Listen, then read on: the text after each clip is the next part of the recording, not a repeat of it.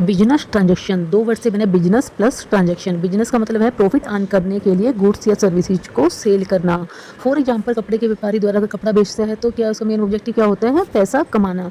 Transaction क्या है? जितनी भी चीज़ें बिजनेस में पैसा लेकर आ रही है या पैसा लेकर जा रही है वो क्या होता है? लेन देन। जैसे हम सामान खरीदते हैं तो हमें क्या मिलता है? सामान, बदले में हमें क्या देना पड़ता है? पैसा। तो ये क्या होता है? लेन देन। इकोनॉमिक एक्टिविटी परफॉर्म की जाएगी यानी कि पैसों का लेन देन होगा तो इससे दोनों पार्टी के फाइनेंस पे इफेक्ट आएगा। इसी को हम बोलते हैं बिजनेस ट्रांजैक्शन। इससे बिजनेस की क्या होती है? एसेट्स, लायबिलिटी और कैपिटल में चेंज आ जाता है। ये हम आगे पढ़ेंगे। अब इसके क्या फीचर्स है? ये इकोनॉमिक एक्टिविटी है। इकोनॉमिक का मतलब पैसों से रिलेटेड है। जैसे हमने गुड्स को खरीदा, अगर हमने गुड्स को खरीदा बदले में हमें क्या देना पड़ेगा?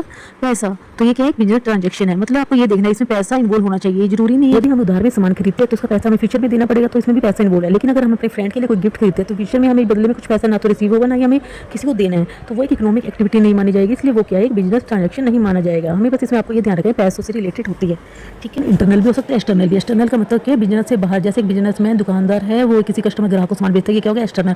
इंटरनल का मतलब है कि अपने ही बिजनेस के अंदर। फॉर एग्जांपल फिक्स एसेट्स पे डेप्रिसिएशन। डेप्रिसिएशन का मतलब आज आपने मोबाइल खरीदा 20,000 का, तो क्या कल आप उसको 20,000 में बेच पाओगे? नहीं, कल उसकी वैल्यू क्या है? कम हो जाएगी। तो जो वैल्यू कम होती है उसको हम बोलते हैं डेप्रिसिएशन। फीचर है कि बिजनेस ट्रांजैक्शन जो भी चेंज होगा वो पैसे में मेजर कर सकते हैं। फॉर एग्जांपल अगर हमें बिजनेस में हमारे गुड्स है, उसका जो गुड्स अगर वो जल जाता है तो हम इससे देख सकते हैं कि हमें आग से कितनी हानि होगी, हम इसको मेजर कर सकते हैं। लेकिन अगर हमारा कोई एफिशिएंट मैनेजर है, वो कंपनी को छोड़ के जा सकते हैं, इससे हमें लॉस होगा, हम इतना नहीं बता सकते कि पैसों में कितना होगा, तो इसको हम बिजनेस ट्रांजैक्शन नहीं मानेंगे। तो वीडियो को लाइक करें, चैनल को सब्सक्राइब करें।